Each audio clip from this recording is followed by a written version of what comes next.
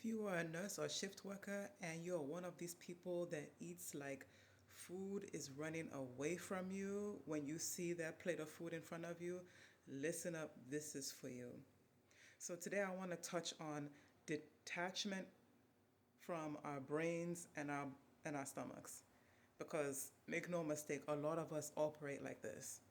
How many times have you sat down to eat a plate of food, had the first couple of scoops, and didn't realize that your plate was finished in under probably like 5 minutes?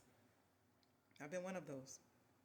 And sometimes it's because, yes, I was famished and hungry.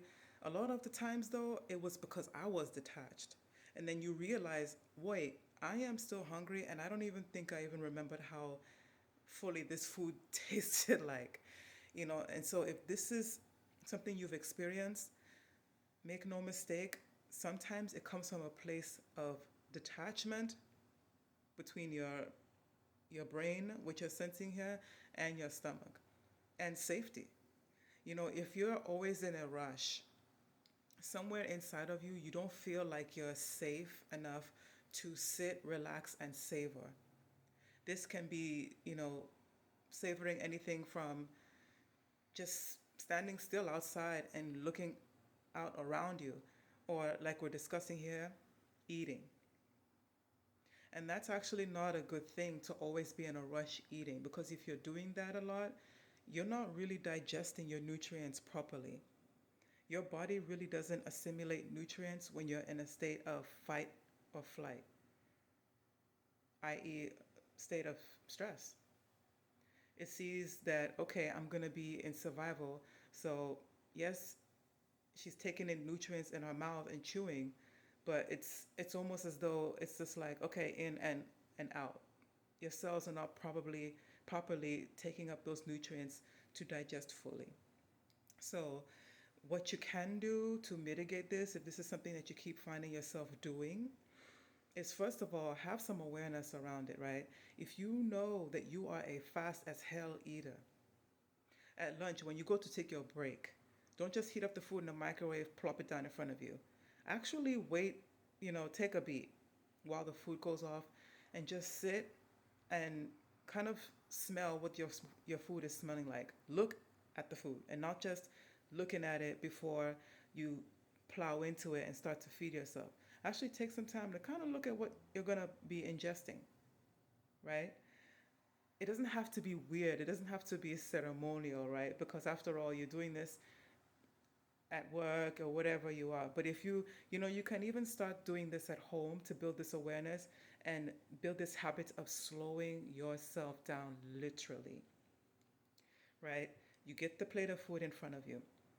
First thing is you see it. That's you're using sight. Then you're using smell. You're smelling what this is. Then maybe you touch the bottom of the plate. You notice there's warmth there. You're using, you're feeling it, right?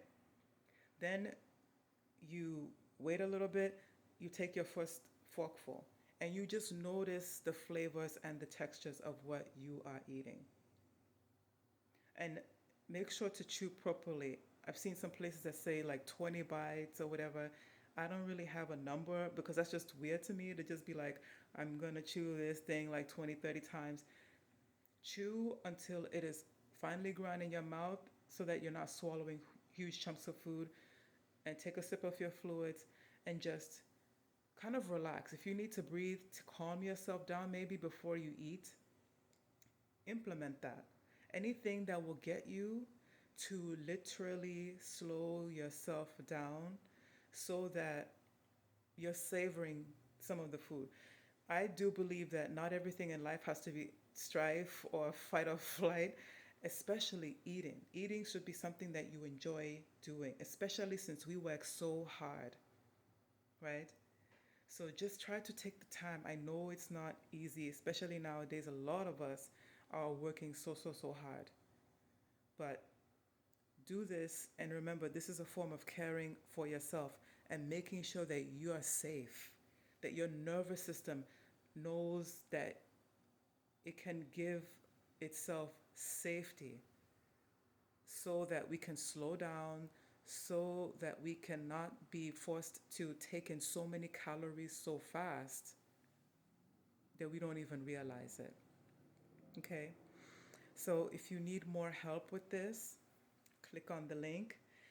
There's a free guide in there that I created called the Heart Method, and it is really helpful for nurses and shift workers with little tidbits of a checklist to help you to do things or things that you may have forgotten along the way to maintain your health.